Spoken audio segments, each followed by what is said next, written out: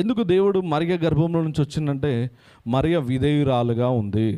దూత వచ్చి దయాప్రాప్తురాలా నీకు శుభం కలుగును గాక అంటే ఆ స్త్రీ ఏం చేసిందంట?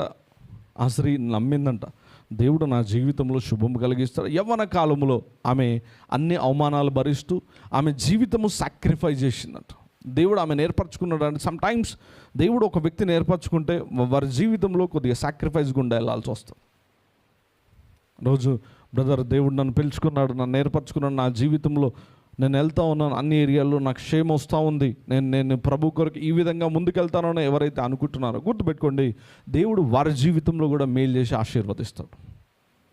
ఆమేన్. ఎందుకంటే ఎప్పుడు గుర్తుపెట్టుకోవాల్సింది ఏంటంటే దేవుడు ఎక్కడైతే దేవుని మాటను అంగీకరిస్తారో వారి జీవితంలో దేవుడు పనిచేస్తాడంట.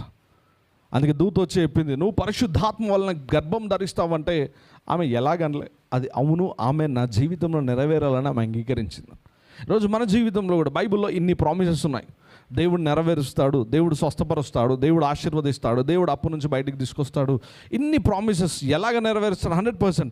ఈ ప్రామిసెస్ క్రీస్తు యేసునందు అవును ఆమెన్ అన్నట్లుగానే మనం కూడా మరియ వలె ఎస్ ఆమేన్ అని చెప్పినప్పుడు 100% అది మన జీవితంలో నెరవేరడం మనం చూస్తూ ఉంటాం.